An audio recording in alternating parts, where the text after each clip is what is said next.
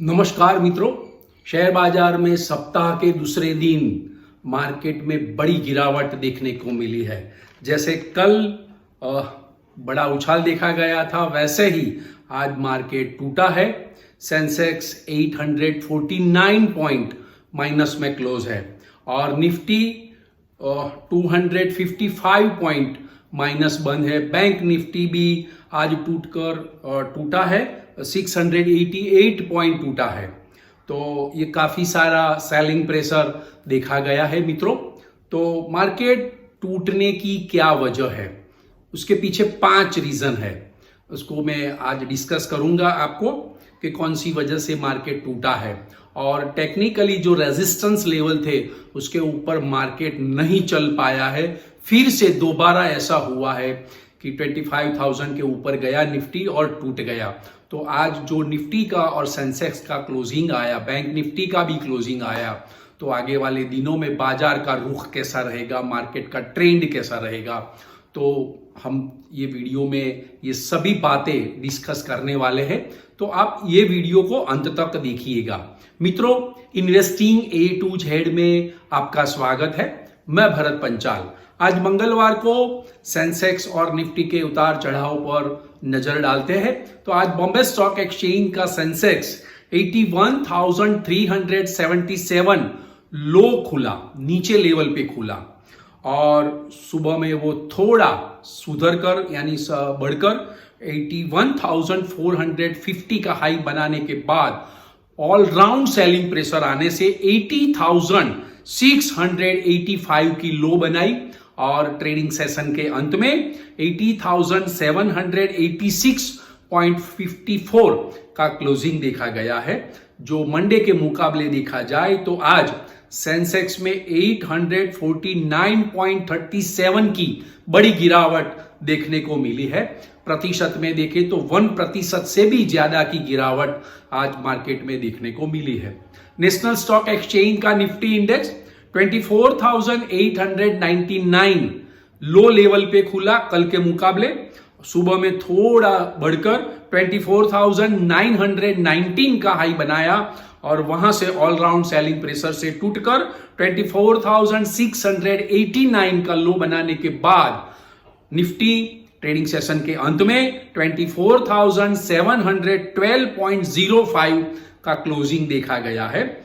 कल के मुकाबले, मंडे के मुकाबले निफ्टी 255.70 टूटा है, यानी गिरावट देखी गई है। 1%, 0.2% की गिरावट देखने को मिली है। बैंक निफ्टी 688 पॉइंट टूटकर 54,450 के लेवल पर पर क्लोजिंग आया है। आज एडवांस डेक्लाइन काफी सारा रेशियो नेगेटिव रहा है, बहुत ही खराब नेगेटिव रेशियो रहा है।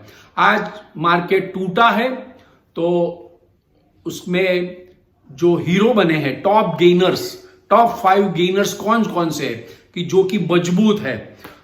एक तो आइसर मोटर सबसे पहले, HUL Hindustan Unilever, Maruti, ITC और नेस्ले।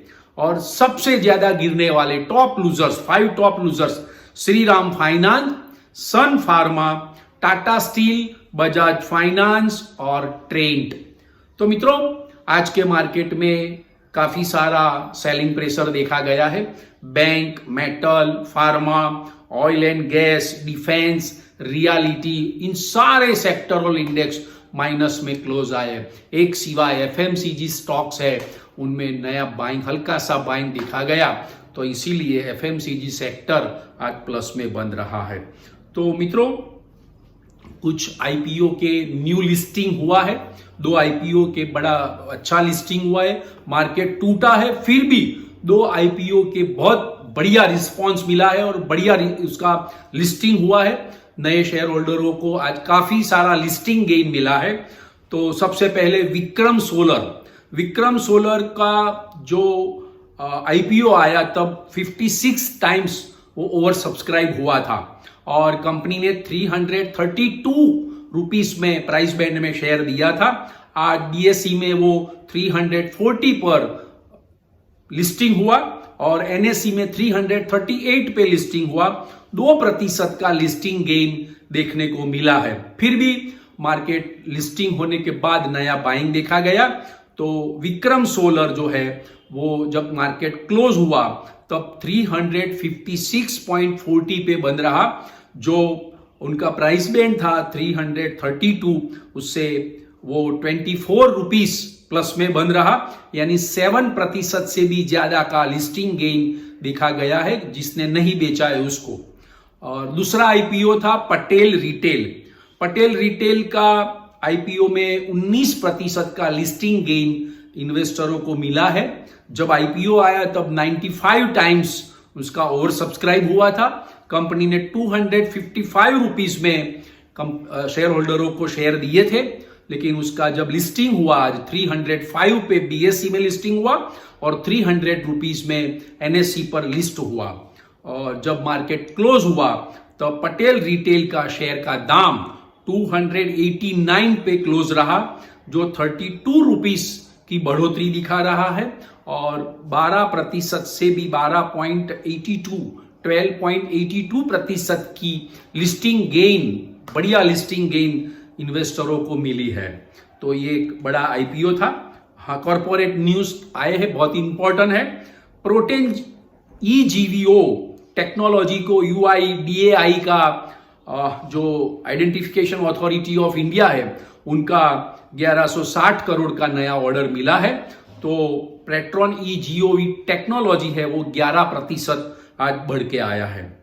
लेहर फुटवेयर में 75 करोड़ का नया ऑर्डर मिला है। और वारी एनर्जीज है जो इनका आईपीओ अभी आया है, नया स्टॉक है। वारी एनर्जीज को 452 मेगावाट का सौर मॉड्यूल की आपूर्ति का नया ऑर्डर मिला है। तो ये 3 पॉजिटिव खबर थी कॉर्पोरेट न्यूज में। अब बात करते हैं मित्रों, आज मार्केट क्यों टूटा। उसके पीछे 5 रीजन है, क्योंकि ये रीजन भी जानने जैसे होते हैं, क्योंकि आगे वाले दिनों में मार्केट का रुख भी वो तय करते हैं। तो सबसे पहला है यूएस टैरिफ। मैंने कल के वीडियो में सबको चेताया था कि 27 अगस्त से ट्रंप का 25% का अतिरिक्त टैरिफ लगने वाला है। तो उसकी मार्केट पर आज नेगेटिव इंपैक्ट रही है और टोटल 50% टैरिफ इंडिया पर लग जाएगा। तो आज सुबह में ही यूएस के होमलैंड सिक्योरिटीज डिपार्टमेंट ने एक नोटिफिकेशन जारी कर दिया है और 27 अगस्त से वो लागू हो जाएगा, यानी आज रात से ही लागू हो जाएगा। तो 25% की टैरिफ थी तब तक तो कोई दिक्कत नहीं थी, अब 50% टैरिफ लगने वाला है। तो काफी सारा एक्सपोर्ट जो है इंडिया से जो होगा वो प्रभावित होगा। एक फिगर है करीबन 86.5 अरब डॉलर की एक्सपोर्ट प्रभावित हो सकता है इंडिया का। और काफी सारे जीडीपी पर भी 2% से भी ज्यादा का जीडीपी पर असर पड़ने वाला है। तो ये बहुत बड़ी चिंता का विषय है। अमेरिका में मोस्ट प्रोबेबली 50% टैरिफ होगा तो भारत का एक्सपोर्ट टोटल क्लोज हो जाएगा, क्योंकि 50% टैरिफ लगने के बाद जो दाम बढ़ जाएंगे तो कौन खरीदेगा इंडिया की प्रोडक्ट। तो करीबन एक्सपोर्ट बहुत ही प्रभावित होने वाला है। तो ये एक चिंता का विषय बना हुआ है मार्केट के लिए। और मार्केट में ऑलराउंड सेलिंग प्रेशर, घबराहट भरी बिकवाली देखने को मिली है।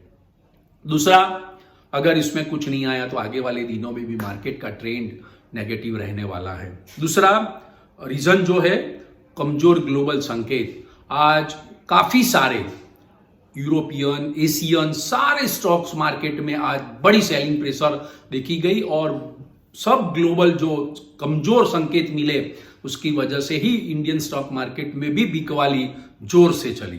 तीसरा, भारतीय बाजार में एफआईआई नेट सेलर है। वो तो मैं लगातार बोलते जा रहा हूं। 25 अगस्त को एफआईआई ने 2466 करोड़ का नेट सेल किया था। उसके सामने डीआईआई ने 3176 करोड़ का बाय किया है। लेकिन एफआईआई ने जो सेलिंग किया है उसका इंपैक्ट मार्केट पर नेगेटिव रहता है। तो मार्केट का सेंटीमेंट बिगाड़ने में एफआईआई का नेट सेलिंग भी रहता है। चौथा, डॉलर के सामने रुपया लगातार कमजोर होता जा रहा है। आज भी डॉलर के सामने रुपया 10 पैसा घटकर 87.6869 पे रहा। तो डॉलर के सामने रुपये की कमजोरी भी मार्केट को गिराने में काफी सेंटीमेंट पर नेगेटिव इम्पैक्ट रहा है। और पांचवा इंडिया का वॉलेटिलिटी इंडेक्स VIX इंडेक्स जो है वो 5% बढ़कर 12.38 हो गया। यानी वॉलेटिलिटी इंडेक्स बढ़ता है तो मार्केट में अनिश्चितता रहेगी, तो काफ़ी सारे जो ऑपरेटर होते हैं, काफ़ी सारे ट्रेडर रहते हैं, काफ़ी सारे इन्वेस्टर रहते हैं, वो कॉशियस मूड में आ जाते हैं। इसीलिए ये 5 रीज़न से मार्केट में आज बड़ी सी गिरावट देखी गई है। अब टेक्निकल बात करते हैं मित्रों। मार्केट में आगे वाले दिनों में मुझे अच्छे संकेत नहीं मिल रहे हैं। कल के वीडियो में मैंने आपको चेताया था, कल अच्छी तेजी हुई थी, फिर भी मैंने चेताया था। एडवांस डेक्लाइन रेशियो कल मार्केट प्लस था लेकिन एडवांस डेक्लाइन रेशियो नेगेटिव था। तभी मैंने कहा था कि broad based market negative zone में है। फिर भी मैं आपको बता दूं, कल मैंने 2 लेवल भी बताए थे, मैं क्लियर नहीं था, मैंने वो भी बोला था, लेकिन मैं बोल रहा हूं कि आज निफ्टी का जो क्लोजिंग आया है वो काफी वीक है। 24,800 का जो सपोर्ट लेवल था उसके नीचे का क्लोजिंग आया है, 24,712 का क्लोजिंग है। तो ये मार्केट की वीकनेस दिखा रहा है। और सेंसेक्स भी 81,000 के नीचे का क्लोजिंग है और बैंक निफ्टी का क्लोजिंग भी 55,000 से नीचे का है। तीनों का सपोर्ट लेवल जो था, इंपॉर्टेंट सपोर्ट लेवल था, बहुत स्ट्रॉन्ग सपोर्ट लेवल था, वो टूटा हुआ है। तो मार्केट में अभी कुछ मुझे लेने जैसा नहीं लग रहा है। देखते हैं 1-2 दिन मार्केट में क्या होता है, लेकिन अभी बाय करने जैसा मार्केट नहीं है क्योंकि काफी सारे negative reasons Indian stock market में मौजूद है। हाँ, DII का काफी सपोर्ट है, म्यूचुअल फंड का भी काफी सपोर्ट है, इसीलिए मार्केट टिका हुआ है। लेकिन आगे वाले दिनों में मुझे अच्छे संकेत नहीं दिख रहे हैं। संकेत अच्छे दिखेंगे तो मैं आपको जरूर बताऊंगा ये वीडियो के माध्यम से। तो मित्रों, अभी तो 24,800 के ऊपर जाएगी निफ्टी तो ही तेजी का रुख बना रहेगा और 25,100 का एक रेजिस्टेंस, बड़ा रेजिस्टेंस है, उसके ऊपर जाता है तो ही मार्केट में आगे वाले दिनों में तेजी होगी। अन्यथा 25,000 का आप लेवल रख के कुछ भी बेच सकते हैं तो आपको मुनाफा रहेगा। तो मित्रों, आज के वीडियो की इंफॉर्मेशन अगर आपको पसंद आई है तो आप लाइक्स कीजिएगा, शेयर कीजिएगा, कमेंट्स कीजिएगा और सब्सक्राइब जरूर कीजिएगा। और हाँ, शेयर बाजार में जो निवेश होता है वो जोखिमों के अधीन होता है। Thank you very much friends, bye.